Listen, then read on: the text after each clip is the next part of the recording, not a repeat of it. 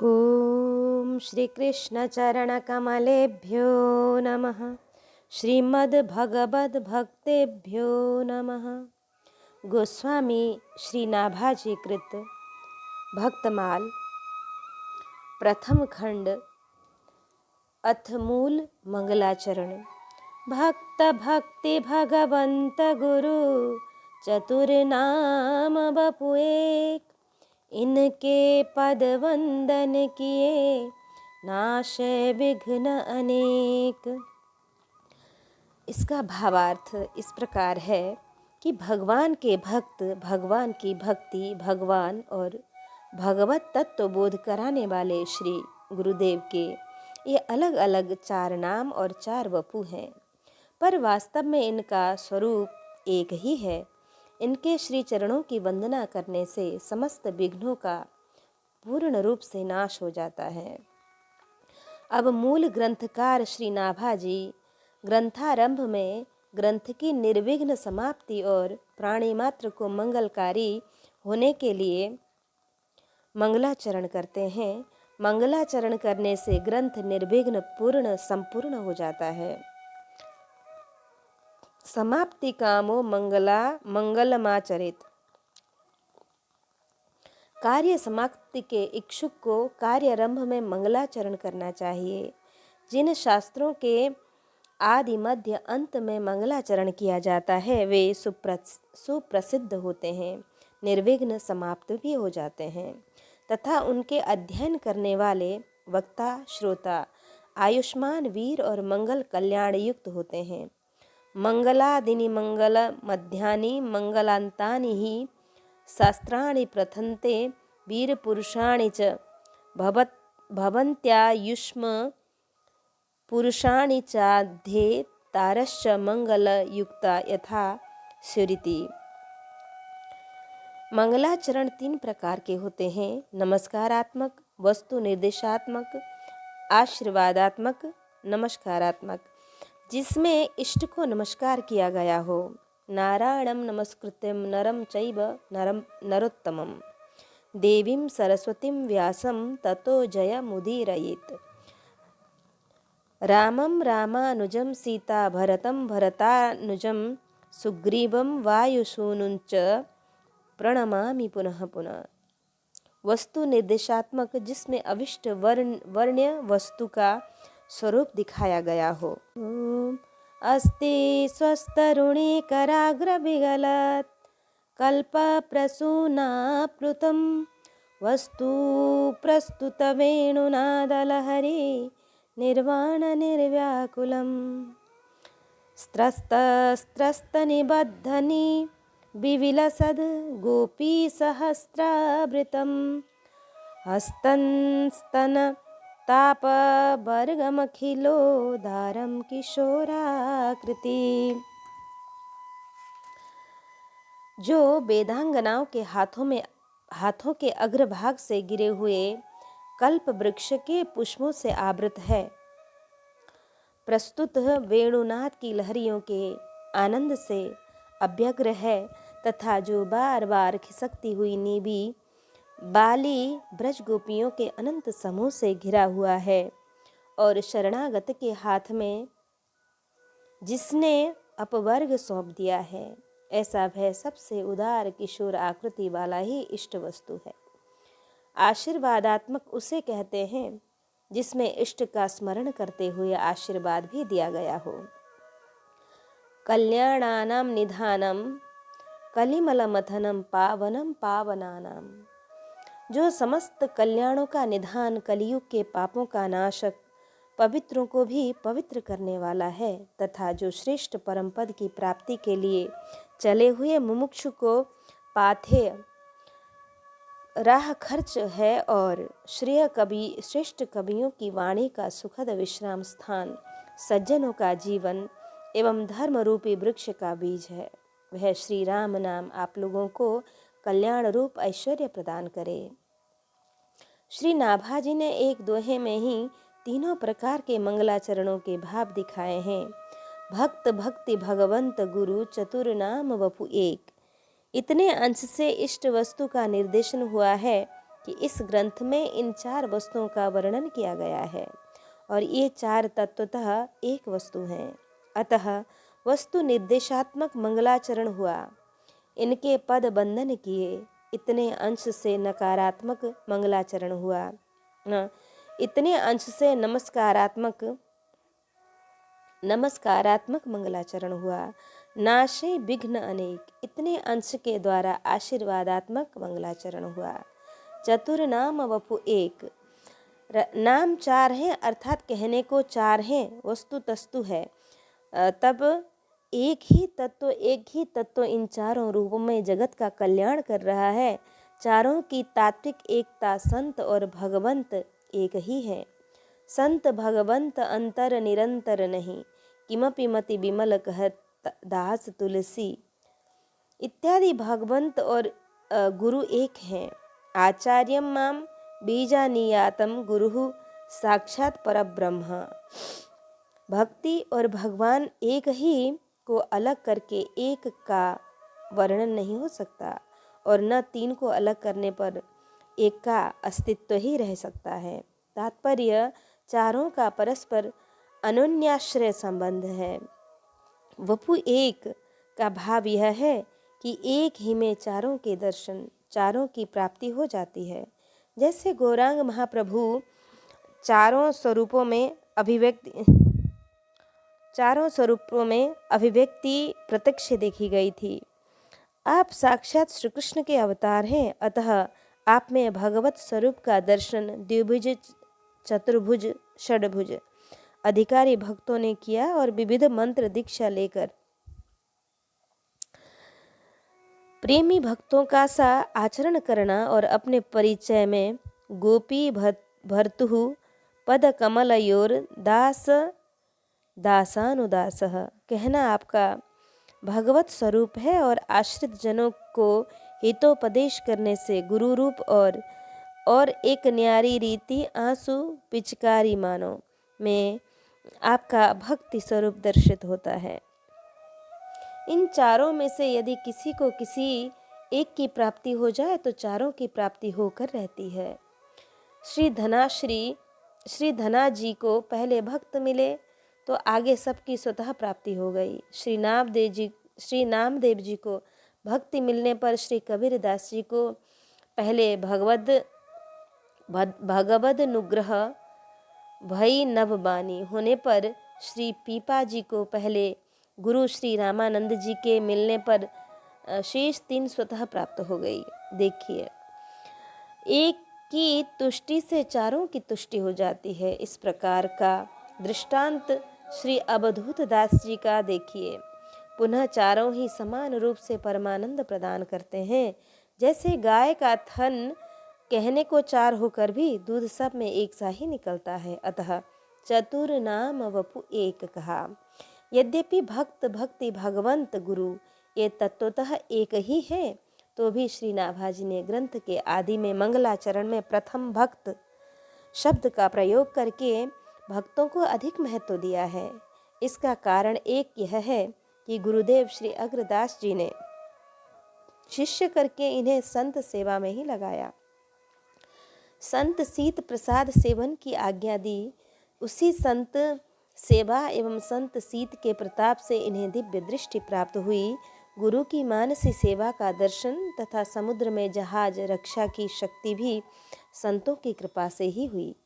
अतः भक्तों को पहले कहा कि जान्यो संतन प्रभाव को। गुरुदेव ने भी संत प्रभाव जानकर संतों का ही चरित्र लिखने की आज्ञा दी। भक्ति भगवंत व गुरु के संबंध में लिखने की आज्ञा नहीं दी, अतः भक्त को ही पहले कहा। तीसरे वोई हृदय आय कहे सब, उन संतों ने ही हृदय में आकर भक्त भक्ति भगवंत गुरु को के स्वरूप को प्रदर्शित किया, अतः प्रथम भक्त कहा। चौथे एक भक्त में ही भक्ति भगवंत गुरु तीनों का समावेश है, अतः प्रथम भक्त शब्द का प्रयोग करके भक्तों की ही प्रधानता दिखाई। 5वें भक्तों की प्रधानता का मुख्य कारण यह है कि दुर्लभ होते हुए भी अन्य 3 की अपेक्षा भक्त ही सुलभ हैं। सब ही सुलभ सब दीन सब देसा, सेबत सारद समन कलेशा। इन्हीं कारणों से ग्रंथ का नाम भी भक्तमाल ही रखा। भक्तमाल नाम रखने का दूसरा हेतु है माला और भक्त माल की एक रूपता। माला का एक दृष्टांत है, जैसे एक माला में सूत्र, मणियां, सुमेरु और फुदना ये 4 वस्तुएं होती हैं, वैसे ही भक्त माल में भी भक्त, भक्ति, भगवंत, गुरु 4 का स्मरण किया गया है। इसमें भक्ति ही सूत्र है। भक्ति सूत्रोपनद्ध, भक्त ही मणियां हैं, श्री गुरुदेव ही सुमेरु हैं और भगवान ही फुंदना है। माला में मणियां जिसकी होती हैं, माला भी उसी नाम की होती है। तुलसी माला, मणिमाला, मुक्ता माला इत्यादि यह भक्त माल है, अतः भक्तों को मणि कहा गया। माला में सुमेरु अन्य मणियों से बड़ा होता है और सबके ऊपर विराजता है। वैसे ही श्री गुरुदेव सबसे श्रेष्ठ और सर्वोपरि विराजते हैं, अतः गुरु को ही सुमेरु कहा है। जैसे फुंदना अनेक रंग बिरंग होता है, वैसे ही भगवान की चूँकि सर्व रसों के अधिष्ठान है तथा अनेक रूप से अनेक अवतार धारण करते हैं, अतः अनेक रूप वाले हैं, इसलिए भगवान को फुंदना कहा। जैसे माला में सूत्र सूक्ष्म रूप से व्याप्त रहता है, वैसे ही भक्त में भी भक्ति व्याप्त रहती है। जैसे सब मणियों में एक ही सूत्र व्याप्त रहता है, वैसे ही भक्ति भक्तों में, गुरु में, भगवान में तत्वतः एक ही भक्ति व्याप्त रहती है। जैसे मणियां अनेक, वैसे ही भक्तगण अनेक होते हैं। जैसे मणियां और फुंदना के बीच में सुमेरु, वैसे ही भक्त और भगवान के बीच में गुरुदेव होते हैं। इस पर एक दृष्टांत है कि एक राजा था और उसका एकलौता अबोध बालक को वस्त्राभूषणों के लोभ से चोर मौका पाकर चुराकर जंगल में ले गया। एक राजा के इकलौते पुत्र के आभूषणों को चोर लेकर चले गए। जब वो अकेला था, उसके बहुमूल्य वस्त्र और आभूषण तो लिए ही, उसे बहलाकर अपने पास भी रख लिए। अबोध बालक कालांतर में अपनी निजी माता पिता को भूलकर उन चोरों को ही अपना माता पिता मानने लगा। इधर राजा ने बहुत खोज करवाई, परंतु नहीं मिलने पर राजा निराश होकर बैठ गए। बहुत काल बीतने पर राज्य में एक ज्योतिषी आए। राजा ने बड़े ही सम्मान के साथ सदा जैसे सम्मान के साथ ब्राह्मण को लेकर आते थे, उसी तरह सभा दरबार में बुलाकर अपने पुत्र का पता पूछा। ज्योतिष ने योग, लग्न आदि के आधार पर गणित करके बताया कि आपका पुत्र जीवित है, परंतु वह आप लोगों को भूल गया है, अतः उसका स्वेच्छा से आना अब बड़ा मुश्किल है, और यदि आप बलपूर्वक ले आवेंगे तो वह पुनः भाग जाएगा। मैं उसे समझा बुझाकर पहले वास्तविकता का बोध करा दूं, फिर आप उसे पुनः प्राप्त कर सकते हैं। राजा रानी संतोष से ज्योतिष के चरणों में पड़ गए और उनका बहुत उपकार मानने लगे। ज्योतिषी राजा से वार्ता करके विदा होकर भीलों के पास पहुंचा और अपने ज्योतिष के चमत्कार से सबको चमत्कृत कर राजकुमार के मन को आकर्षित किया। राजकुमार जब एकांत में मिला तो उसे वास्तविकता का परिचय कराया, तो राजकुमार भी अपने माता पिता से मिलने के लिए तड़प उठा और ज्योतिषी जिसके चरणों में पड़ गया। फिर तो ज्योतिषी ने राजा के पास संदेश भेजा और राजा ने आकर भीलों को मारकर अपने पुत्र को पुनः प्राप्त कर लिया। इस प्रकार राजा और राजकुमार के बीच में पड़कर ज्योतिष ने दोनों को मिला दिया। यह है दृष्टांत। दृष्टांत में ब्रह्मा ही राजा हैं, जीव ही राजकुमार और सद्गुण ही आभूषण है। काम क्रोध लोभादि चोर हैं, आचार्य ही ज्योतिष हैं। जैसे राजपुत्र भीलों में पड़कर राजा को मतलब अपने माता पिता को भूल गया था, वैसे ही वह जीव भी माया में पड़कर भगवान को भूल जाता है। जैसे ज्योतिष ने राजपुत्र को उसका एवं उसके पिता का परिचय बताया और मिलाया, वैसे ही आचार्य ही जीव को आत्मस्वरूप एवं परमात्मा स्वरूप का परिचय कराकर मिलाते हैं। जैसे राजा और राजपुत्र दोनों ही ज्योतिष के कृतज्ञ हैं, वैसे ही ईश्वर और जीव दोनों के द्वारा आचार्य सम्मान्य होता है। इस दृष्टांत से ईश्वर और जीव, भक्त और भगवंत के मध्य आचार्य का होना दर्शाया गया है। इस प्रकार भक्ति सूत्र, भक्तमणि, गुरुदेव सुमेरु और भगवान फुंदना सिद्ध हुए। जैसे सूत्रमणि सुमेरु और फुंदना की समष्टि को माला कहते हैं, वैसे ही भक्त, भक्ति, भगवंत और गुरु की समष्टि भक्तमाल है। नाशे विघ्न अनेक। श्री रत्नावती जी, भक्त रत्नावती जी का स्मरण मान सिंह ने किया तो अनेक विघ्न दूर हो गए। यह भक्त स्मरण से विघ्न नाश का प्रमाण है। द्रौपदी गजेंद्र ने भगवान का स्मरण किया, समस्त दुख दूर हुए। श्री अग्रदास जी का स्मरण एक सौदागर शिष्य ने किया तो समुद्र के विघ्न से उसके जहाज की एवं उसकी रक्षा हुई। और भक्ति में तो विघ्न है ही नहीं। राम भगति निरुपम निरुपाधि, बसे जास उर सदा अबाधि, तेहि बिलो की माया सकुचाई, करि न सके कछु निज प्रभुताई। अनुबंध चतुष्ट। अनुबंध 4 हैं, विषय, प्रयोजन, संबंध, अधिकारी। ग्रंथ के आरंभ में मंगलाचरण के साथ साथ अनुबंध चतुष्टय का उल्लेख भी परम आवश्यक है, क्योंकि अनुबंध चतुष्टय का बोध होने पर ग्रंथ में रुचि प्रवृत्ति होती है। अतः श्री नाभा जी ने मंगलाचरण में ही अनुबंध चतुष्टय का बोध करा दिया। विषय, ग्रंथ में मुख्य रूप से जिसका वर्णन किया गया हो उसे विषय कहते हैं। श्री भक्तमाल जी में भक्ति, भक्त, भगवंत, गुरु, इन चारों के अनूप स्वरूप का वर्णन ही ग्रंथ का मुख्य विषय है। प्रयोजन, कि ग्रंथ बनाने का जो मुख्य उद्देश्य है उसे प्रयोजन कहते हैं। पी के पहिराइवे को रचिके बनाई है, अर्थात भगवती नाभा नाम की अली ने अपने प्रियतम को पहनाने के लिए इसे रच कर बनाया है। इष्ट को प्रसन्न करने के लिए इसका निर्माण हुआ है। श्री भक्तमाल का एक उद्देश्य तो है इष्ट की प्रसन्नता, दूसरे भवसागर के तरन को ना ही न और उपाय।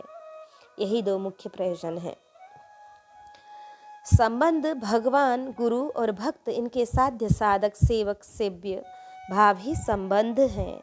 अधिकारी, इसके अधिकारी संत और भगवंत दोनों ही हैं। भगवान को अत्यंत प्रिय है, यथा श्याम मति ललचाई है। श्री भक्तमाल के मुख्य श्रोता तो भगवान ही हैं, अतः भक्तमाल के अधिकारी हैं। और श्री भक्तमाल के अधिकारी भी, जैसे जिनके भी भक्त, भक्ति, भगवंत, गुरु के प्रति श्रद्धा है, विश्वास है, अधिकारी हैं, वे अधिकारी ही हैं। भक्ति विश्वास जाके ताही को प्रकाश कीजे, हरि गुरुदासनि सो साचो सोई भक्त सही गही, एक टेक फेरी उरते नटरी है, भक्ति रस रूप को स्वरूप यह, छविसार चारु हरिनाम लेत अंशु बन झरी है, वही भगवंत संत प्रीति को विचार करे, धरे दूरी ईशता हूँ पांडुन सो करी है, गुरु गुरुताई की सच्चाई ले दिखाई, जहाँ गाय श्री पैहारी जू की रीति रंग भरी है। भगवान, गुरुदेव और भक्तों के प्रति जो सच्चा निष्कपट व्यवहार करता है और भक्ति की किसी एक प्रतिज्ञा को हृदय में धारण कर फिर उससे कभी चलायमान नहीं होता है, वही सच्चा भक्त है। रस रूपा भक्ति का सुंदर स्वरूप यही है कि भगवान के सुंदर नामों को लेते ही आँखों से प्रेम के आंसुओं की झरी लग जाए। ईश्वरता को दूर रखकर जो भक्तों की प्रीति को सदा ध्यान में रखे, वही भगवान है, जैसा कि श्री कृष्ण ने राजसूय यज्ञ में पांडवों के साथ किया है। गुरुदेव की गुरुता की सच्चाई भक्तमाल में वहाँ दिखाई गई है, जहाँ पयोहारी श्री कृष्णदास जी की आनंदमयी अनोखी रीति गाई गई है। हरि गुरु सो साँचो रहे विघ्न न व्यापे कोई, हरि गुरु सो साँचो नहीं विघ्न दशो दिशि होय। श्री भक्तमाल जी के टीकाकार श्री प्रियादास जी नाभाजी कृत मूल चरण की टीका करते हुए भक्त भक्ति भगवंत गुरु इन चारों का स्वरूप निरूपण करते हैं। प्रथम भक्त स्वरूप वर्णन करते हैं। हरि गुरु दासनी सो साँचो सोई भक्त सही, यह कहकर यहाँ भक्त के लिए हरि, गुरु और भक्त इन तीनों में ही मन वचन कर्म से छल छोड़कर प्रीति सद्भाव श्रद्धा भक्ति का होना आवश्यक बताया। साधारणतया भगवान में जिनकी प्रीति है उन्हें भक्त कहा जाता है, परंतु इतना ही भक्त की पूरी परिभाषा नहीं है। भगवान में प्रीति होने के साथ साथ गुरु में अनुराग होना चाहिए। यह नहीं कि मंत्र मिला और संबंध छूटा। हाट के गुरु बाट के चेला, साढ़े मुड़े सवेरे अकेला। हाट के गुरु बाट के चेला, साझे मुड़े सवेरे अकेला, यह उचित नहीं। श्री सदगुरु चरणारविंदा अनुरागी जनों को ही तत्व बोध होता है, तब भगवान में प्रीति होती है। यश देवे परा भक्तिर यथा देवे तथा गुरु तस्यते कथिता ह्यर्थः प्रकाशन्ते महात्मनः। अपने इष्ट में जिनकी एकांत भक्ति और जो गुरु को स्वयं इष्ट करके मानते हैं, उस महात्मा के हृदय में ही तत्व ज्ञान का प्रकाश भी होता है। जो गुरु जो गोविंद बिनु गुरु गोविंद कीन लहो, गुरु से जो मावस्य इंदु त्यों निगुरा पंथ न पावई। श्री हरि में प्रीति होने के साथ साथ गुरु में भी अनुराग होना चाहिए, परंतु साथ ही यदि श्री हरि गुरु में निष्ठा है परंतु भगवत दासों के प्रति कोई सद्भाव नहीं है, तो वे भी सच्चे भक्त कहलाने के अधिकारी नहीं हैं। सच्चे भक्त तो वे ही हैं जिनका भक्तों में श्री हरि गुरु की तरह ही समीचीन भाव हो। राम भगत प्रिय लागहि जेहि, तेहि उर बसहु सहित बैदेहि। बिना भक्तों में भाव भये कब किसने भगवान को पाया है। भगवान के श्रीमुख के वचन हैं, भगतन बिनु हो ना मिलो, हरि ने कही पुकार, मोह सुमिरत सेवत नहीं डूबे गो मझधार। हरि गुरु दासनी सो साँचो सोई भक्त सही, इतने गुरु जामे सो संत। श्री भागवत मध्य जस गावत, श्रीमुख कमला कंत, हरि को भजन साधु की सेवा, सर्वभूत पर दाया हिंसा लोभ दंभ छल त्यागे, विष सम देखे माया। सहनशील आशय उदार अति धीरज सहित विवेकी, सत्य वचन सबको सुखदायक, गही अनन्य व्रत एकी। इंद्रिय जीत अभिमान न जाके, करे जगत को पावन, भगत रसिक तासु की संगति, तीनों ताप न शावन। गही एक टेक फेरी उरते नटरी है, अर्थात जिनकी मनसा वाचा कर्मणा श्री हरि गुरुदासों में अनन्य दृढ़ निष्ठा हो, जो किसी भी प्रकार से विचलित नहीं किए जा सके। इस पर एक दृष्टांत है श्रीपति कवि का। अनन्य भगवत भक्त कवि श्रीपति निर्धन होने के कारण पत्नी के आग्रह से अकबर बादशाह के दरबार में गए और गुणग्राही बादशाह को जब अपनी स्वरचित कविता में भगवान के गुण समूह को सुनाया, तब बादशाह गदगद हो गया और बहुत सा पुरस्कार प्रदान करने के लिए खड़ा हुआ और श्रीपति को अपना दरबारी कवि बना लिया। परंतु बाहरे श्रीपति बादशाह के दरबार में रहकर भी भगवत गुणगान के अतिरिक्त बादशाह की प्रशंसा का एक पद भी नहीं, कभी एक पद भी न कभी बनाए न सुनाए, जबकि अन्य दरबारी कवियों की अकबर के गुण गाते गाते जिह्वा घिसी जाती थी, परंतु विशेष पुरस्कार श्रीपति को ही मिलता था। इससे अन्य कवि इनसे जलते थे और अंत में इनकी निष्ठा को देखकर उनकी निष्ठा को च्युत करने के लिए एक षड्यंत्र रचे।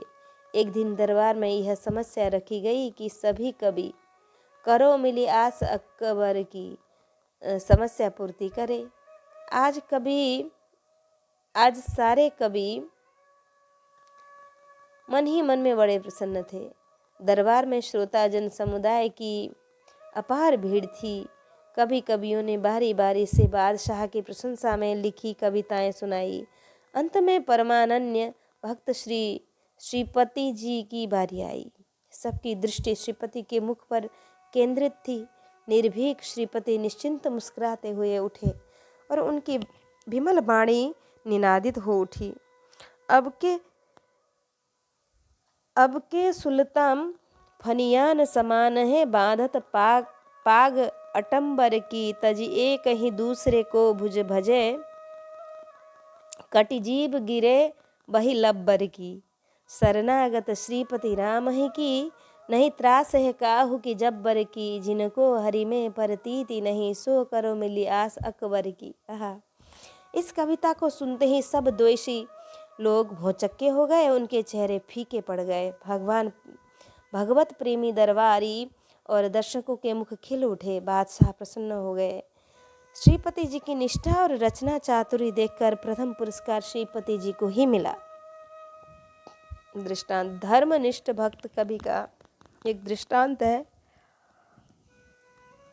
एक यवन राजा के दरबार में, जहां अन्य इस्लाम समर्थक यवन कवियों की भरमार थी, वहां एक अन्य श्री कृष्ण भक्त हिंदू कवि भी रहते थे।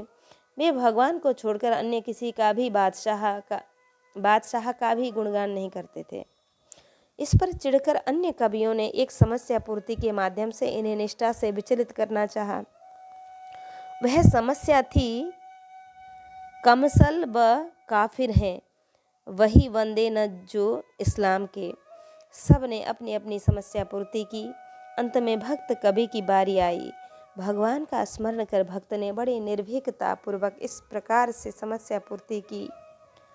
लाम के मानिंद हैं काकुल मेरे घनश्याम के, कमसल व काफिर हैं वही वंदे न जो इस्लाम के। भक्त की दृढ़ निष्ठा ने सबको चमत्कृत कर दिया। अब हरि गुरु दासानी सो साचो पर भक्तों के दृष्टांत देखिए। श्री हरि साचे पर देखिए कथा श्री जयमाल की। राजा आस्करन जी। एक दृष्टांत और है। पटना में एक वृद्धा बाई रहती थी। उसके कोई संतान नहीं थी। संत में बड़ा भाव रखती थी। एक दिन घूमते विचरते एक संत बुढ़िया के घर आए। वृद्ध माता ने बड़ा सत्कार किया। वार्तालाप के सिलसिले में बुढ़िया ने बड़ा ही खेद प्रकट करते हुए कहा, महाराज, मुझे और तो सब कुछ मिला, परंतु मुझ अभागिनी को संतान सुख नहीं मिला। संत ने दया करके उससे श्री बाल मुकुंद भगवान का एक श्री विग्रह देकर कहा कि अब यह तुम्हारे पुत्र हुए, इनकी सेवा करो, खूब लाड़ लड़ाओ, ये तुम्हारे सब मनोरथ पूर्ण करेंगे। बुढ़िया बड़ी प्रसन्न हुई, खूब लाड़ प्यार से सेवा करने लगी। संयोग की बात, एक बार गांव में बिगवा आया, बिगवा मतलब हाउ, और एक छोटे बच्चों को उठा ले गया। बुढ़िया सचिंत हो गई, कहीं हमारे बाल मुकुंद को बिगवा ना उठा ले जाए। अब तो वह रात दिन रखवाली में तत्पर हो गई। पहले तो कुछ काम धाम के सिलसिले में बाहर भी चली जाती थी, परंतु अब तो एक क्षण के लिए भी घर का दरवाजा नहीं छोड़ती। रात्रि में अपने लाला बाल मुकुंद को गोद में लेकर सोती। एक दिन सोई थी कि रात्रि में बिगवा एक बालक को उठा ले गया। शोरगुल हुआ। बुढ़िया जल्दी जल्दी में उठी। बाल मुकुंद खाट से नीचे गिर गए। टटोलने पर खाट पर न पाकर वह जोर जोर से क्रंदन करने लगी और चीखने चिल्लाने लगी। हाय हाय, मेरे बाल मुकुंद को भिगवा ले गया। भगवान उसके सच्चे वात्सल्य पर रीझ गए। प्रकट होकर बोले, मैं तुम्हारी सेवा से प्रसन्न हूँ, मुझसे वर मांगो, मैं बाल मुकुंद भगवान हूँ। बुढ़िया ने कहा, हे बाल मुकुंद भगवान, आप मुझ पर कृपा कर मेरे लाल बाल मुकुंद को मिला दीजिए। यही वरदान दीजिए कि मेरा लाला बाल मुकुंद को बिगवा न ले जाए। भगवान एवं मस्तु कहकर पुनः लाला बाल मुकुंद रूप हो गए। यह है हरि से सांचे का ज्वलंत उदाहरण। यह नहीं कि स्वांग तो हरि सेवा का करे और चित्तवृत्ति गुलछर्रे उड़ावे शहर बाजार की गलियों में, जैसे टोड़े के राजा सूर्यसेन जी शरीर से कर तो रहे थे भगवान की पूजा और मन से मोची के घर में बैठा जूता बनवा रहा था, कि अथवा दुख शोक आरती अभाव आदि की दशा में तो खूब भगवान को भजें और जब भगवान कृपा करके सुख समृद्धि प्रदान करें तो उन्हें उठाकर ताक में रख दिया जाए, ऐसा नहीं करना चाहिए। एक सेठ थे, समय के फेर से गरीब हो गए थे। पुनः समृद्धि के लिए खूब गोपाल शास्त्र नाम का पाठ अर्चन वंदन शुरू कर दिए। भगवान से प्रार्थना करते, प्रभु आप कृपा करके मुझे धन धान्य से पूर्ण कर दें। मैं भूरी भूरी दान दक्षिणा यज्ञ यज्ञादि सदा व्रत साधु सेवा आदि पुण्य कर्म करूँगा। आपकी सेवा का विस्तार करूँगा। दयालु भगवान ने सेठ को दिन दूना रात चौगुना लाभ देकर नगर का सबसे बड़ा सेठ बना दिया, परंतु वह हरे कृतघ्नि भगवान के समस्त उपकारों को भूलकर ऐसा धनमद में चूर हुआ कि भगवान की सेवा का विस्तार करने की तो कौन कहे। भगवान को उठाकर ताक में रख दिया और पूजा गृह को अन्न का गोदाम बना दिया। पूर्वकृत संकल्प केवल कल्पना ही बनकर रह गए। जिमी प्रति लाभ लोभ अधिकाई की अजस्र धारा में सेठ बह गया। भगवान ने सोचा, अच्छा भगत मिला, इसने मुझे भी धोखा दिया, फिर तो इसे शिक्षा देनी चाहिए। यह संकल्प कर प्रभु ने एक साधु का वेश धारण कर दुकान पर आकर राधे श्याम सीताराम की रट लगाई। सेठ संत को देखते ही जल भुन गया, बड़बड़ाया, सवेरा होते ही मांगने के लिए आ पहुँचते हैं, और अंत में नौकरों द्वारा धक्का दिलाकर संत वेशधारी भगवान को बहिष्कार कर दिया। भगवान को अपनी माया की प्रबलता पर हंसी आई तथा जीव के अज्ञान पर क्षोभ भी हुआ और उसे चैतन्य करने को कठोर कदम उठाए। सेठ जी स्नान करने गए थे, तब भगवान उन्हीं का रूप धारण कर घर आकर बच्चों को नौकरों को सजग कर दिए कि एक बहुरूपिया मेरा ही रूप धारण किए हुए इधर को ही आ रहा है, उससे सावधान रहना, घर में प्रवेश नहीं करने देना, उसने लाख सौगंध खाने पर भी विश्वास नहीं करना, यदि जोर करे तो जूतों से मार कर नगर से बाहर कर देना। ऐसा ही हुआ। सेठ जी को आते ही बालक बूढ़े नौकर चाकर टूट पड़े और अत्यंत तिरस्कार पूर्वक उन्हें नगर से बाहर कर दिया। सेठ जी एक वृक्ष के नीचे बैठे रो रहे थे अपनी तकदीर पर। भगवान पुनः उसी संत वेश में फिर पहुँचे और उनकी दुर्दशा पर अत्यंत खेद प्रकट करते हुए उन्होंने कृपा करके ज्ञानोपदेश किया। सेठ की आंखें खुली, चरणों में पड़ गया और संपत्ति का रघुपति की अहिम अनुसंधान करते हुए संत भगवान सेवा व्रत लेकर उसने अपने शेष जीवन हरि स्मरण में बिता दिया। तो इस प्रकार हरि सो साँचे झूठे नहीं होना चाहिए। गुरु से साँचे पर कथा श्री रसिक मुरारी जी, पाद पद्य जी, नरवाहन जी, भगवंत मुदित जी आदि की प्रसंग गुरु से अस्नाचे पर। श्री महाप्रभु वल्लभाचार्य जी ने कहा कि अरे वह तो तुम्हारा गुरु भाई था, द्रव्य भी संत सेवा में ही व्यय किया था, फिर उसके साथ तुमने ऐसा दुर्व्यवहार क्यों किया। जब हाकिम ने इस बात की अपनी अनभिज्ञता बताई तो श्री महाप्रभु ने उसे संत सेवी शिष्य से कहा कि जब हाकिम यह बात नहीं जानते थे तो तुमने क्यों नहीं अपना संबंध बताया।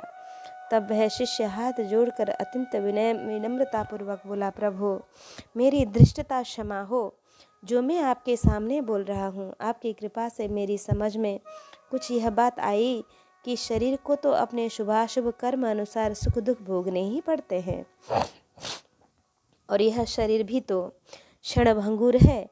अतः इस अधम शरीर के दुख सुख के अर्थ हाकिम से आप गुरुदेव का नाम लेना मुझे उचित जान पड़ा। आपकी कृपा से आपका दर्शन हो गया, मुझे सब आनंद ही आनंद है। शिष्य के ये वचन सुनकर आचार्य महाप्रभु ने उसे सच्चा दास जाना। पुनः उस हाकिम से महाप्रभु ने कहा कि गुरु भाई ना सही, वैष्णव तो जानते थे, इस नाते भी तुम्हारा भाई हुआ, फिर परम भागवत वैष्णव को तुमने बिना विचारे जेल दे दिया। सच कहना, क्या तुम अपने सगे भाई को इस तरह कारागार में डाल सकते हो? नहीं तो लौकिक संबंध की तो इतनी मान्यता और गुरुदेव के द्वारा स्थापित परमार्थी संबंध का कोई भी मूल्य नहीं। तूने न तो गुरु को माना न गुरु भाई को। फिर आचार्य ने अपनी आदमी भेजकर बड़ा आश्वासन देकर उसे अपने समीप बुलाया। वह आकर चरणों में पड़कर फबक कर रोने लगा। दयालु गुरु ने उसका भुगतान स्वयं कर दिया, उसे जेल से मुक्त करा दिया और इस हाकिम शिष्य का परित्याग कर दिया। आगे की कथा भी बड़ी मधुर है, अतः प्रसंग से संबंध न होने पर भी उसकी चर्चा कर दी है। जब आचार्य चरण ने उस हाकिम को त्याग दिया तो इसका बड़ा भारी पतन हुआ, बुद्धि भ्रष्ट हो गई, विपत्ति के जाल में फंस गया। परंतु यह सब होने पर भी भक्ति का संकट नष्ट नहीं हुआ, क्योंकि भक्ति बीज पलटे नहीं जो जुग जाए अनंत। ऊंच नीच कुल उपजे होए संत को संत, बीज गुरु द्वारा बोया जाता है। उसने एक दिन बाजार में बढ़िया जलेबी बनते देखकर मोल लेकर ठाकुर श्रीनाथ जी को मानसी भोग लगाया। भगवान ने स्वीकार कर लिया, कुछ पाया और कुछ हाथ में लिए रहे। जब उत्थापन के समय आचार्य ने यह देखा तो पूछा, जय जय, यह जलेबी कहाँ से आई? भोग में तो धरी नहीं गई थी। श्री ठाकुर जी ने सब बात बताई तो आचार्य कुछ अनमने से होकर बोले, एक तो बाजार की वस्तु का आपको भोग नहीं लगता, दूसरे मैंने तो उसका परित्याग कर दिया है, फिर उसके द्वारा समर्पित वस्तु को आपने क्यों अंगीकार किया? भगवान बोले, आप आचार्य हैं, आप आश्रित पर कृपा भी करते हैं और सुधार के लिए आवश्यकता पड़ने पर क्रोध भी करते हैं, ग्रहण भी करते हैं, त्याग भी करते हैं। परंतु मेरा यह स्वभाव है कि मैं एक बार जब आचार्य के द्वारा जीव का ब्रह्म संबंध हो जाता है तो मैं उसे कभी नहीं छोड़ता। प्रभु की इस असीम करुणा पर आचार्य चरण बारंबार बलिहार गए और सहस्त्र हृदयतंत्री झनकृत हो उठी, हृदय तंत्री झनकृत हो उठी। अब सुबाहु कहूँ सुनऊ न देखूँ, केहि खगेश रघुपति समलेखूँ।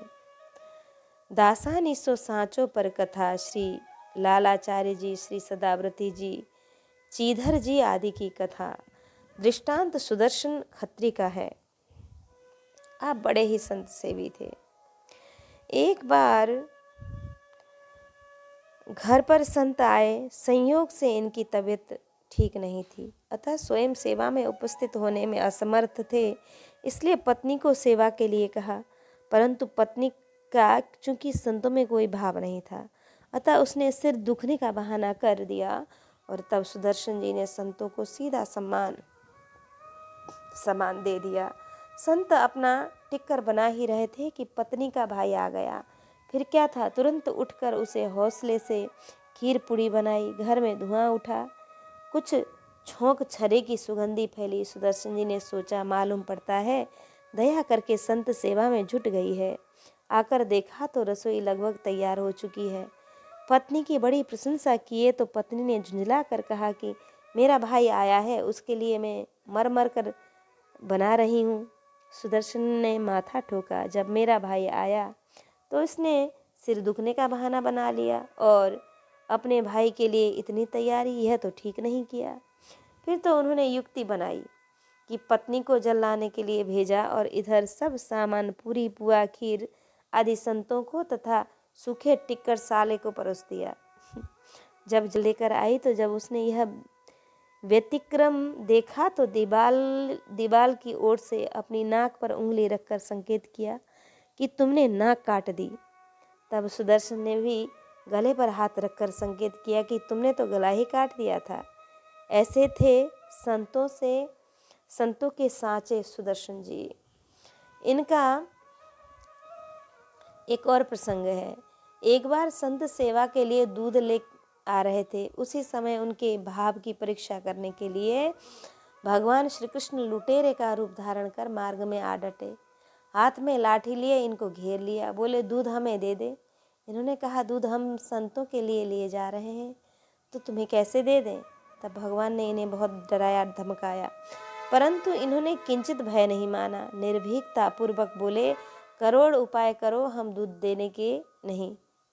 भगवान इन्हें मारने के लिए लाठी उठाए तो अपना सिर झुका लिए। बोले, लाठी का प्रहार स्वीकार है, परंतु दूध देना स्वीकार नहीं।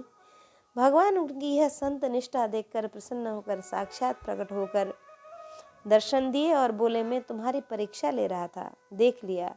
संतों में जैसा सद्भाव होना चाहिए वैसा ही तुम में परिपूर्ण है, तो साधु संतों में इस प्रकार का समीचीन भाव होना ही चाहिए।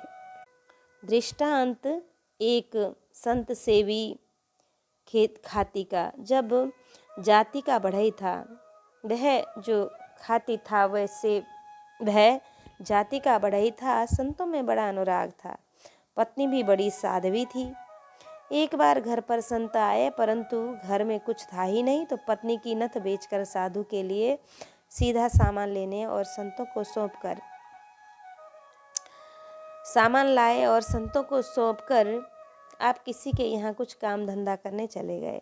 इधर भाग्यवश्य भगवान उसके भाव पर रिझ कर स्वयं उस खाती का रूप धर कर वणिक के यहाँ से नथ छुड़ा लाए और बोले, लो पहन लो, सुहाग है। इसके बिना अच्छा नहीं लगता है। मालिक से मैंने कहा तो उन्होंने मजदूरी के कुछ पैसे पहले ही दे दिए, तो मैं तुरंत छुड़ा लाया हूँ। संयोग से वह उस समय चौका लगा रही थी, हाथ गोबर से सना था। तब बोली, नाक में रख दो तो मैं बाद में पहन लूँगी। बोली, ताक में रख दो। अच्छा, हाथ उसका गोबर से सना हुआ था, अतः बोली, ताक में रख दो, मैं बाद में पहन लूँगी। खाती रूपधारी भगवान ने जब बार बार तत्काल पहनने का आग्रह किया तो उसने कहा कि मेरा हाथ तो ठीक नहीं है, तुम ही पहना दो। तो भगवान ने अपने श्रीकर कमल से उसे नथ पहनाई और वे चलते बने। बाद में बढ़ई आया, पत्नी को नथ पहने देखकर पूछा, तो उसने जब सब बात बताई तो वह भगवान की महती कृपा विचार कर गदगद हो गया। गही एक टेक प्रमाण श्री प्रहलाद जी पिता हिरण्यकश्यप के द्वारा अनेक प्रयत्न किए जाने पर भी अपनी भजन की टेक से नहीं टले। को कहो कुलटा कुलीन अकुलीन को कहो रंकिनी कलंकी कुनारी है। कैसो परलोक नर लोक वर लोकन में लीनी में अलिक लिक लिकन ते न्यारी है। तन जाब मन जाब देव गुरु जन जाब जीव को न जाब टेक टरती न टारी है। वृंदावन बारी के मुकुट पर पीत पट वारी वही मूर्ति पे वारी है। घर तजो बन तजो नागर नगर तजो बंशी बट तट तजो, काहू पे न लजी हो। देत तजो देह तजो गेह तजो, नेक कहो कैसे तजो। नेह कहो कैसे तजो, देह तजो गेह तजो, नेह कहो कैसे तजो।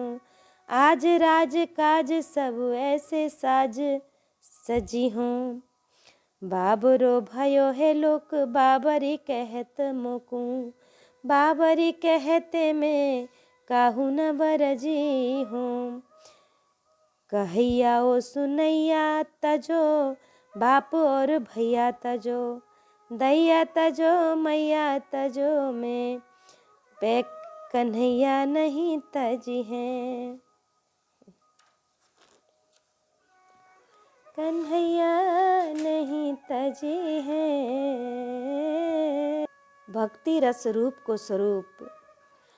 भक्ति स्वरूप निरूपण के संबंध में श्री देवर्षि नारद जी कहते हैं कि सात्वस्मिन परमा प्रिय रूपा, ईश्वर के प्रति परम प्रेम रूपा है। 2 और अमृत स्वरूपा भी है। यल्लब्धा पुमान सिद्धो भवति, अमृतो भवति तृप्तो भवति।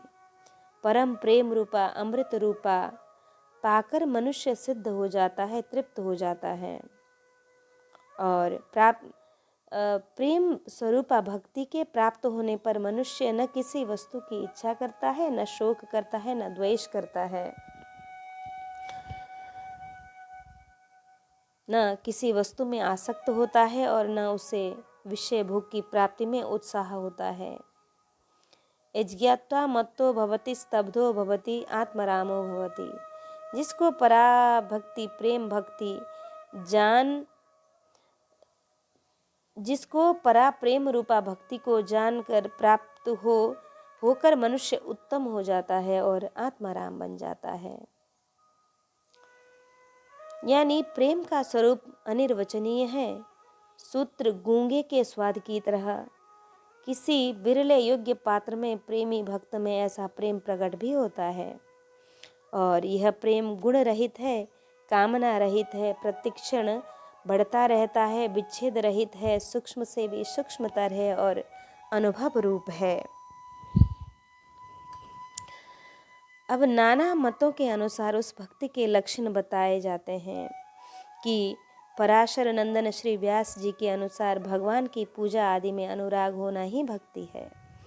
गर्गाचार्य के मत के अनुसार भगवान की कथा आदि में अनुराग होना भक्ति है। शांडिल्य ऋषि के मत के अनुसार आत्मा रति के अविरोधी विषय में अनुराग होना ही भक्ति है।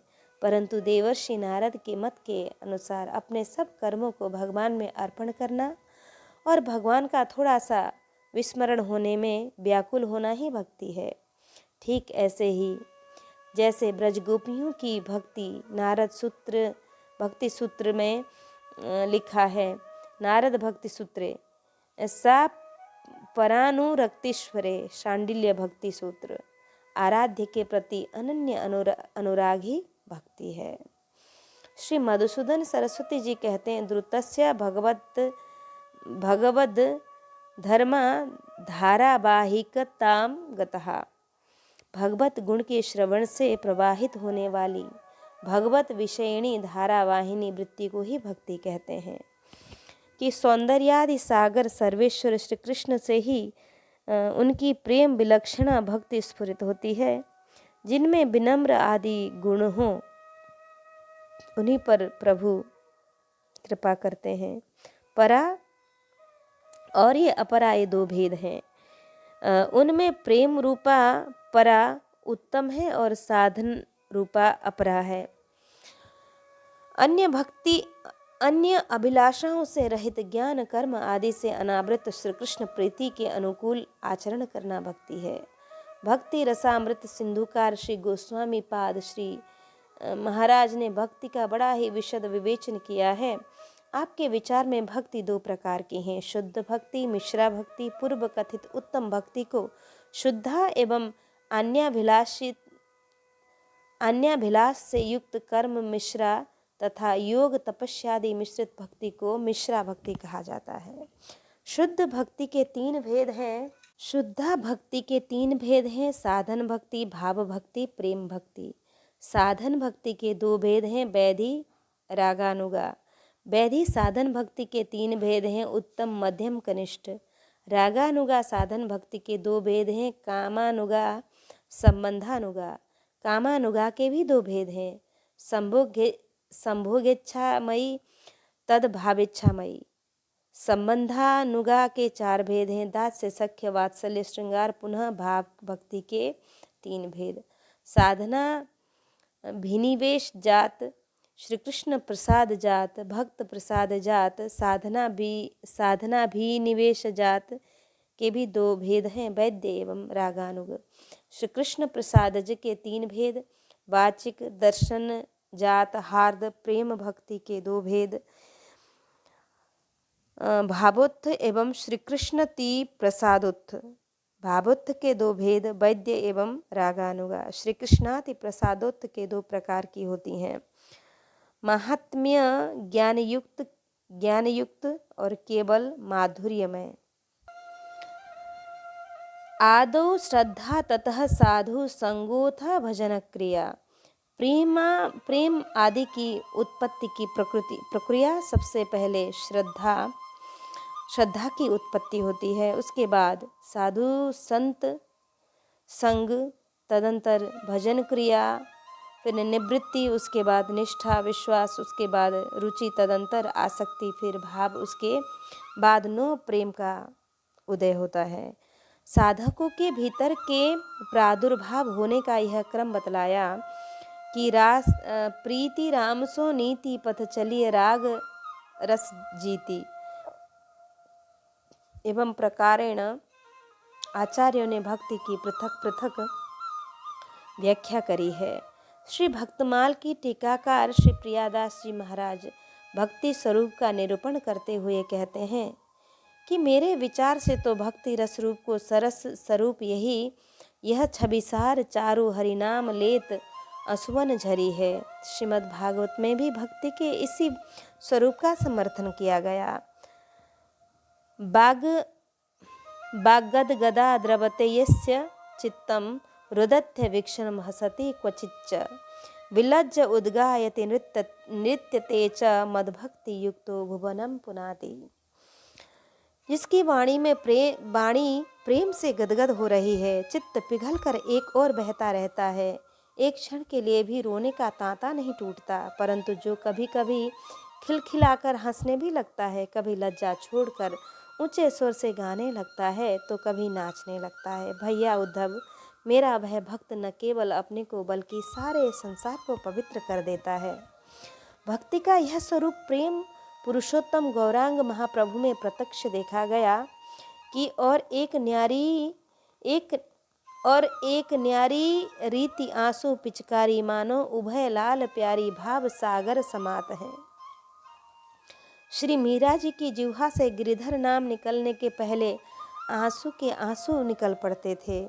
मीरा जपती गिरिधर नाम, देह सुधि भूली ही अब लोक की सूरति श्याम। नाम रसना सोनग निकस्यो नैन अश्रु प्रवाह, कंठ गदगद शिथिल तन मन देखी बेकी चाह।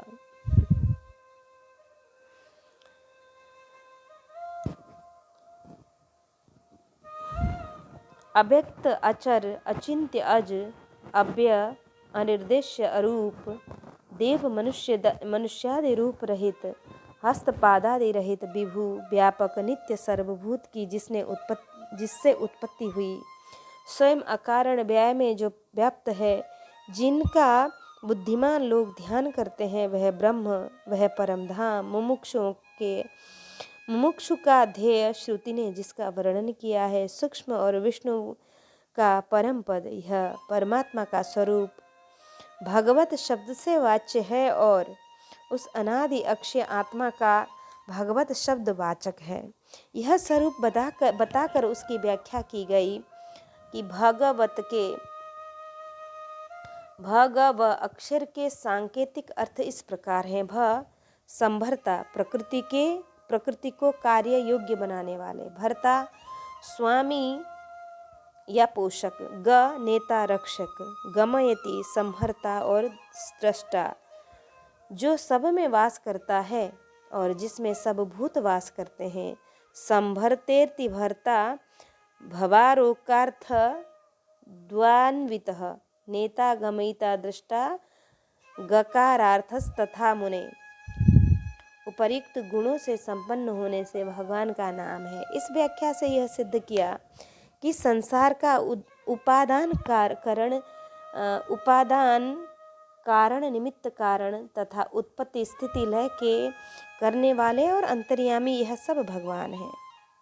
भग अस्यास्ति इति भगवान। संयक, ऐश्वर्य सम्यक, वीर्य सम्यक, यश सम्यक, श्री सम्यक, वैराग्य, ये छहों मिलाकर भग कहलाते हैं।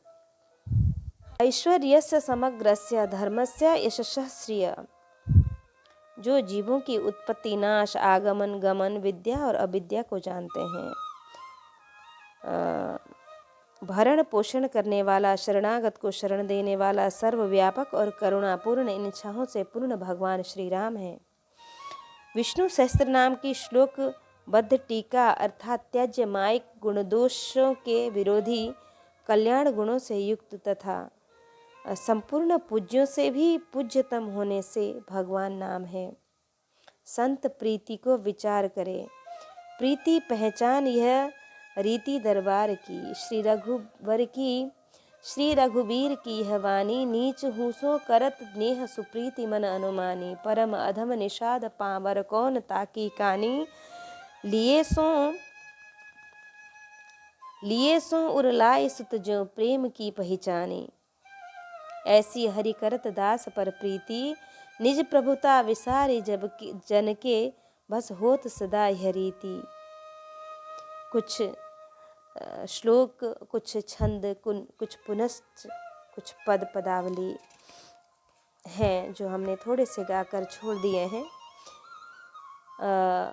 सारथ्य पार्षद सेवन सख्य दैत्य विरासनानुगमन स्तवन प्रणामान। भगवान श्री कृष्ण ने प्रेम वश होकर पांडवों के सारथी का काम किया, उनके सभासद बने, यहाँ तक कि उनके मन के अनुसार काम करके उनकी सेवा भी की। उनके सखा तो थे ही, दूत भी बने। वे रात को शस्त्र ग्रहण करके वीरासन से बैठ जाते और शिविर का पहरा भी देते थे।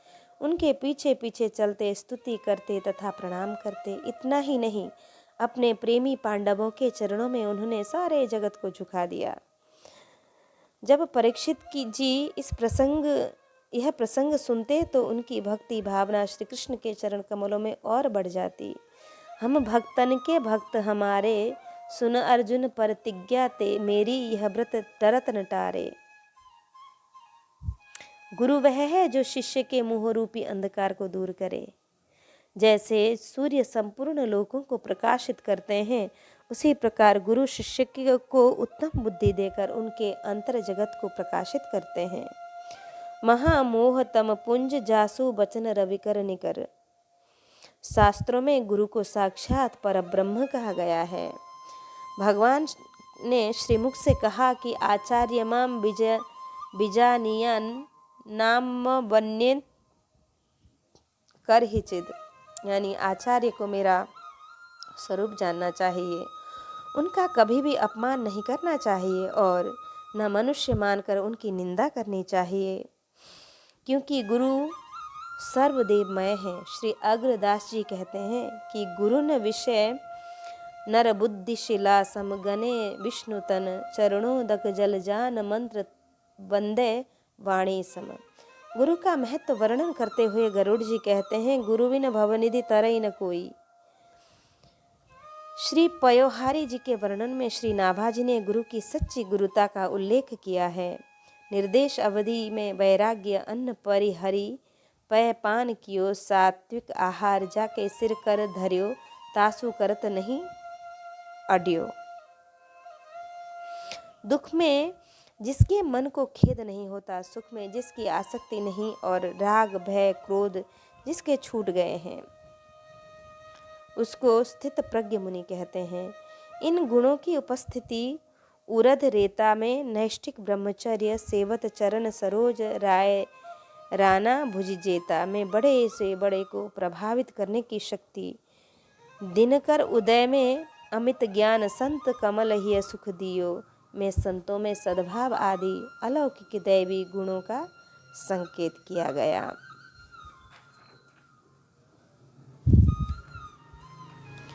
और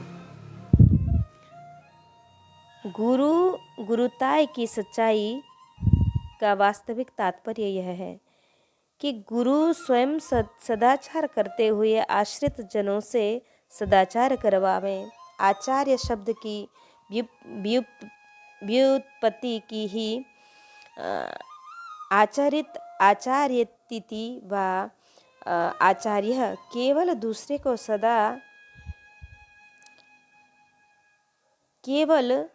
दूसरे को सदाचरण का उपदेश देना और स्वयं सदाचरण न करना आचार्यत्व की विडंबना मात्र है। ऐसे आचार्यों के उपदेश भी व्यर्थ जाते हैं। दृष्टांत गुरुगुण चेला चीनी। एक गांव में किसी महानुभाव के इकलौते पुत्र को गुड़ खाने का चस्का लग गया था। माता पिता के बहुत मनाने पर भी जब वह किसी तरह नहीं माना तो घर वाले ने उसे एक संत के पास पहुंचाया और संत जी से प्रार्थना की कि आप इसे ऐसा उपदेश दें कि यह गुड़ खाना छोड़ दे। संत ने कहा 1 महीने के बाद इसे फिर मेरे पास लाना। घर वालों ने ऐसा ही किया। संत जी ने 4 शब्दों में ही समझाकर सदा सर्वदा के लिए बालक का गुड़ खाने का व्यसन छुड़ा दिया। बालक मान गया। घर वालों ने संत जी से पूछा, महाराज यही बात आपने पहले क्यों नहीं बताई? संत जी बोले, जब तुम पहली बार आए थे तो उस समय मैं भी गुड़ खाता था, अतः दूसरे को यदि गुड़ न खाने का उपदेश देता भी तो व्यर्थ जाता। अब मैंने स्वयं 1 महीने से गुड़ का सर्वथा त्याग कर दिया है, अतः बालक को भी सहज ही उपदेश लग गया। निष्कर्ष यह है कि बिना स्वयं आचरण किए केवल कोरा सदुपदेश कार्य नहीं करता। एक गुरुजी अपने शिष्य को बहुत उपदेश देते थे। उपदेश पालन में किंचित त्रुटि होने पर शिष्यों पर बहुत क्रुद्ध होते थे। एक दिन एक शिष्य बिना तिलक किए भोजन करने बैठ गया तो गुरुजी ने उसे बहुत फटकारा, भोजन नहीं दिया। संयोग की बात, दूसरे दिन जब गुरु शिष्य सभी भोजन करने बैठे तो शिष्य बड़ी सावधानी से तिलक आदि लगाकर बैठे थे, परंतु गुरुजी बिना तिलक के बैठे थे। डरते डरते एक शिष्य ने जब इस बात की चेतावनी दी तो गुरुजी कड़क कर बोले, तुम्हें क्या पता गुरु कौन ख्याल में खेल रहे हैं? उसी दिन से अब गुरुजी कुछ भी करें, कैसे भी रहें, इस संबंध में शिष्य कुछ भी नहीं बोलते। एक दिन की बात, गुरुजी को कहीं सेवकाने में जाना था, अतः उन्होंने एक शिष्य से घोड़ी की जीन कसने के लिए कहा। भोले भाले शिष्य से जीन कुछ ढीली रह गई। गुरुजी ने ध्यान नहीं दिया, घोड़े पर चढ़कर चल दिए। कुछ दूर जाने पर जीन ढीली होने के कारण गुरुजी एक और लटकने लगे। शिष्य को पुकारे, मैं गिरा जा रहा हूँ, मुझे संभालो। परंतु शिष्य यह कहते हुए कि ओहो गुरुजी, न जाने कौन से ख्याल में खेल रहे हैं, और दूर हट जाता। परिणामतः गुरुजी खिसकते खिसकते उल्टे झूल गए। कुछ राहगीर जा रहे थे। गुरुजी ने उनसे अपने परित्राण की प्रार्थना की, परंतु जब राहगीर संभालने को उद्यत हुए तो शिष्य ने उन्हें धर्म की सौगंध दे दी कि खबरदार, मेरे गुरु को छूना नहीं। तुम लोगों को क्या मालूम मेरे गुरुजी कौन से ख्याल में रहते हैं, खेल रहे होते हैं। तथापि उन पथिकों ने भी शिष्य की इन बातों पर ध्यान नहीं दिया और गुरुजी को संभाल लिया, परंतु गुरुजी की स्वयं आचरण के संबंध में व्यर्थ की बहानेबाजी ने उन्हें उनके प्राण संकट में तो डाल ही दिए थे। अतः आचार्य को स्वयं भी आचरणशील होना चाहिए। मंगल आदि विचारी रहे वस्तु न और अनूप, हरिजन को यश गावते हरिजन मंगल रूप। ग्रंथ के आरंभ में मंगलाचरण के संबंध में विचार करने पर यही समझ में आता है कि भक्त चरित्रों के समान दूसरी कोई वस्तु सुंदर नहीं है। जिनसे मंगलाचरण किया जाए, भगवत भक्तों का चरित्र गान करने में भगवत भक्त ही मंगल रूप हैं। वेद पुराण इतिहास आदि सभी शास्त्रों ने तथा सभी साधु संतों ने यह निर्णय किया है कि भजन आराधना के लिए भगवान या भगवान के भक्त दो ही सबसे सुंदर हैं। स्वामी अग्रदेव जी ने मुझे नारायण दास को आज्ञा दी कि भक्तों का यशोगान करो, क्योंकि संसार सागर से पार होने का इससे सरल उपाय दूसरा कोई नहीं है। श्री नाभाजी ने मंगलाचरण में भक्त, भक्ति, भगवंत और गुरु चारों का स्मरण किया है। इस पर यदि कोई प्रश्न करे कि गणेश, महेश, सरस्वती या अपने इष्ट देव की वंदना करने की प्राचीन परंपरा का परित्याग कर सर्वथा नवीन पद्धति का प्रारंभ क्यों, तो श्री नाभाजी महाराज स्वयं इसका समाधान करते हुए कहते हैं कि मंगल आदि अनूप अर्थात मैंने मंगलाचरण के संबंध में प्रारंभ में बहुत विचार किया, तो मुझे भक्त, भक्ति, भगवंत और गुरु से बढ़कर और अनूप कोई मांगलिक वस्तु समझ में नहीं आई। बात भी सत्य ही है। सचमुच यदि नाम निर्देश पूर्वक किसी देवी देवता, गुरुदेव या इष्ट देव की वंदना करते तो वंदना का यह व्यापक रूप सामने नहीं आता। जो भक्ति भगवंत और गुरु में है। नाम निर्देश में एक देशीयता होती है और फिर तो जिसका नाम वंदना में है उसी की वंदना समझी जाती है, और इससे तो अपने इष्ट गुरु अथवा वंद्य के साथ साथ समस्त भक्तों के वंदनीय स्वरूपों का वंदन हो जाता है। भक्त शब्द में समस्त भक्त, गणेश, महेश, सरस्वती तक का अंतर्भाव है। भक्ति शब्द में समस्त भक्तों की भक्ति एवं श्री जी का भाव है। भगवंत शब्द में सब भक्तों के आराध्य स्वरूपों का अंतर्भाव है। ऐसे ही गुरु शब्द में समस्त आचार्यों की वंदना का अंतर्भाव है। अतः मंगल आदि अनूप मंगल तो मांगलिक वस्तुओं का ही किया जाता है, और श्री नाभाजी के वंद्य भक्त, भक्ति, भगवंत और गुरु चारों ही मंगलमय हैं। मुद मंगलमय संत समाजू, हरिजन को यश गावते हरिजन। हरिजन शब्द में हरि और जन, भक्त दोनों का ही अंतर्भाव है। बड़ी ही चमत्कार पूर्ण पंक्ति है। अर्थ होगा हरि का यश गाने से जन मंगल रूप हो जाते हैं, क्योंकि हरि मंगल भवन अमंगल हारी ठहरे, और जनों भक्तों का यश गाने से हरि मंगलमयता को प्राप्त होते हैं, क्योंकि भक्त भी तो मंगलमय हैं। मुद मंगलमय संत समाजो, जैसे भक्त भगवान का यश गाने से आनंद प्राप्त करते हैं, वैसे ही भगवान भी भक्तों का यश गान सुनकर परमानंद का अनुभव करते हैं। सकृत प्रणाम प्रणत यश वरनत, सुनत कहत फिर गाऊ। भक्त और भगवान दोनों का ही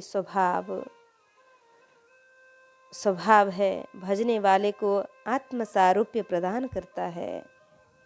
पारस में और संत में बहुत अंतरोजान, वह लोहा सोना करे, यह करे आप समान। भगवंत स्वभाव है। प्रभु तरु तर कपिडार पर, ते किम आप समान, तुलसी कहूँ न राम से, साहिब शील निधान। आज हमने मंगलाचरण श्रवण किया। अभी कुछ मंगलाचरण बाकी है। अगले चरण में हम उसका श्रवण करेंगे। कृष्णाय वासुदेवाय हरये